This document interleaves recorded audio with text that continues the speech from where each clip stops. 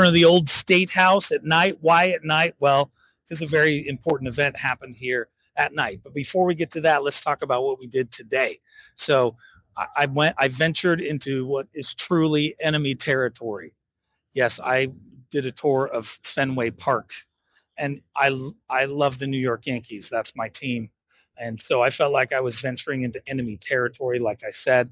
But it was a very fascinating tour to see the history of the oldest ballpark in Major League Baseball. It goes all the way back to 1912. And so that was a lot of fun. And I got to see the locker that Derek Jeter used to always use on the road at Boston. So, there was that. And I got to see, Wade Boggs stuff. He won a World Series, not with Boston, with the Yankees. But anyway, it really was fascinating. Mike, who was our tour guide, did a great job of explaining the history of the ballpark.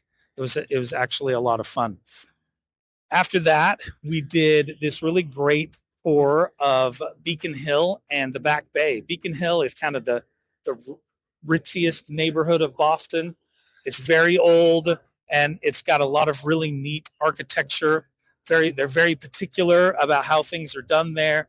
They've got their very unique brick sidewalks, some very old homes, and all kinds of rules about what they can do with the buildings. The facades pretty much have to stay the same. You have to get permission from the Beacon Hill Society or whatever it's called in order to make changes.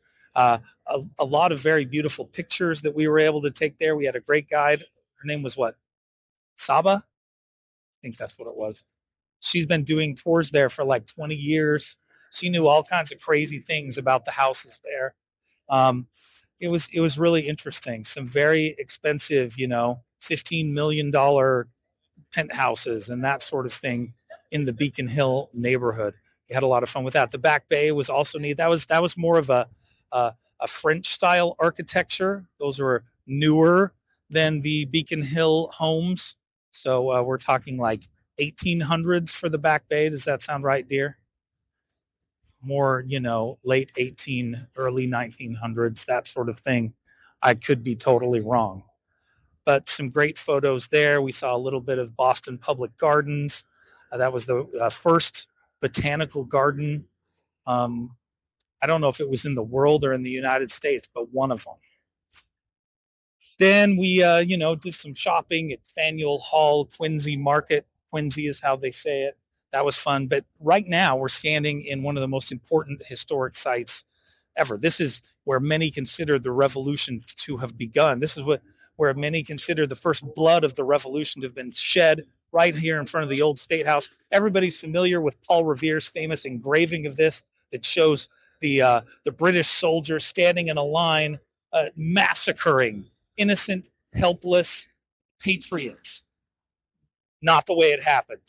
There's a mark on the ground over there. Can you see the mark there? The mark on the ground over there that shows exactly where this happened, except it's not. And they've moved it a few different times. But in reality, it probably happened right over here. If you pan right over there, basically where that crosswalk is, more or less, is a more accurate portrayal of where this all really happened. What happened? Well, 1768, we got to go 2 years before the events of 1770. In 1768, the Townshend Acts were passed. And this was an indirect tax, in contrast to the Stamp Act, which was a direct tax that was repealed. Then the Townshend Acts, an indirect tax. So things were taxed at the port, taxed at the customs house before it came to the purchaser. And in some ways, I guess the British thought they were going to sneak this by. This made a lot of the colonists even more angry. Anyway, 2 years later, 1770, you've got a standing guard outside the custom house, which was right here by the old State House. This is where the royal governor had his offices.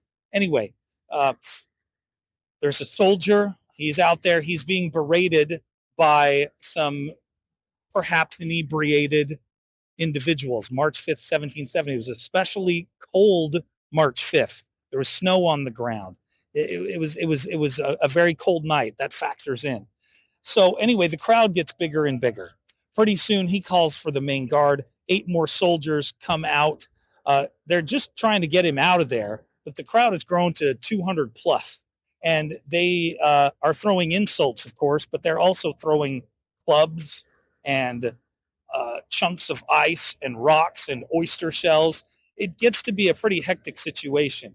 And you have these 8 soldiers and their commander standing in front of them, trying to keep things calm. And then it happens. Um, One of the people he comes up, um, uh, Richard Palms, I believe was his name, strikes one of the soldiers. The soldier then fires into the crowd. More shots go off. Not all of the soldiers fired.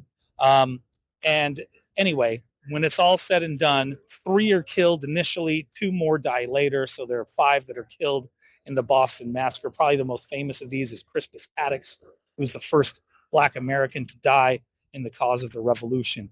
And huge moment. And why is it such a huge moment? Well, it becomes a massacre because the Sons of Liberty, people like Samuel Adams and Paul Revere, who created that famous engraving, they make it into something that it really wasn't. You could certainly argue, in fact, John Adams did argue, he's the one that defended these soldiers in court.